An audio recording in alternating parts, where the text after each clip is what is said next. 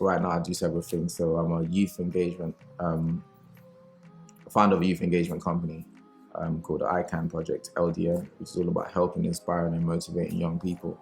Um, I also run a business, a restaurant business. Got business partners, two of us.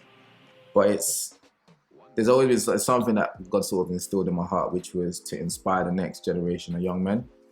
How I was going to do it, I didn't know, to be honest. And I wasn't particularly sure. It wasn't until I probably got to first year university that I started to have a relationship with God at a deeper level to understand that there's a purpose and a reason behind what I was passionate about, what I loved doing, what drive me and what used to push me to actually get up every single day. And praying for that kind of help, because it got to a stage where I started to see a lot of opportunities where people saw problems. So when people complain about things, you see opportunities, see gaps in the market.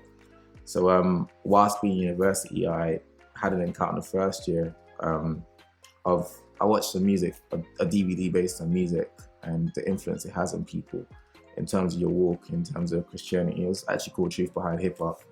And it kind of changed a lot about me, a lot of my perspective on things and what I was opening my mind to, and I didn't realize was the situation. So that drove me and pushed me back to come back to London to help in the church I was actually in.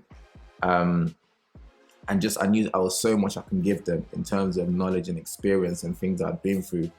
And so the first thing I actually did was actually put together a concert. It was actually a gospel concert. Brought a lot of artists together, planned it in literally the space of like 3 days. Promotion, everything done. And for me, that experience and seeing the number of young people come to the event kind of opened my eyes to see that, you know what, there's a calling to help younger people. I remember being in university and there was a senior lecturer who actually thought, you know, I'm gonna go to him as a mentor, see if he can help me out. And so I said, you know what, I'm really passionate about wanting to start a business.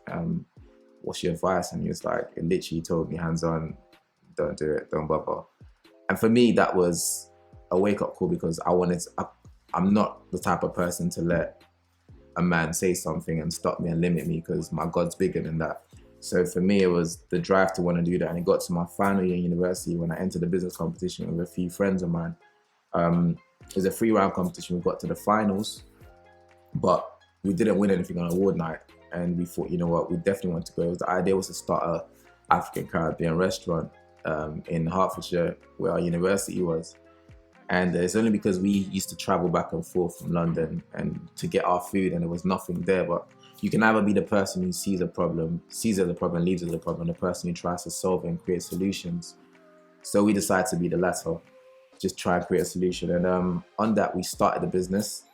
We run a pilot scheme for it was 12 weeks to see how things would work. But it got to about 3 months in, and so we had a challenge with the premises we were subletting from.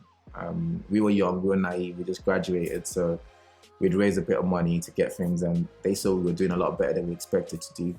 So they decided to try and change the terms of which we had. So for us, we were very young, like I said. We could have had a lot of things more tight on the legal side of things, but it wasn't that.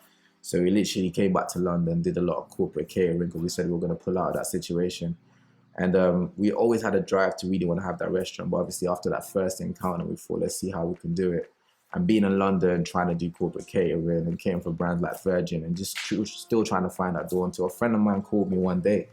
And it was a strange call, because it was in the evening. It's like, you know what, go online and type in Hertfordshire, type in Hatfield and commercial premises. And I was like, why are you calling me about this now? I'm not really in that state of mind.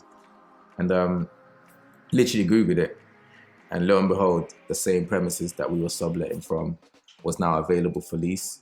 So the guys who made it hard for us, their lease come to an end and they couldn't do it anymore. So we thought, you know what, do we sit back and do we go for it? And yeah, it happened literally a decade later. We got to the stage where the lease is under our name now, and the restaurant's in our name. And there's one thing I'll say that experience taught me. 2 things. First of all, it's to do with the book of Ecclesiastes, which talks about time. There's a time for everything. There's a time and season, and sometimes you just got to be patient.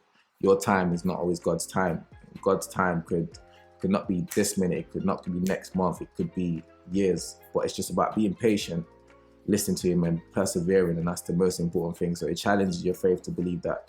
The second thing to do with Proverbs, and I say it's Proverbs 23:7, which says, as a man thinketh, so is he. it's about thinking. It's about how you think and how you think of yourself and what you think. It's so easy for us to lose faith in what we do, stop believing, and thought, you know what, let's pack it up. Let's not work. Let's just not do this business at all, and let's go about our lives. But I guess there was a message in everything to understand that God will make everything work in His appointed time. So for me, that was definitely an experience that I'll say was a test to me. And today I stand before you with a youth engagement company helping young people, and also a business that serves community and gives young people opportunities as well. So yeah.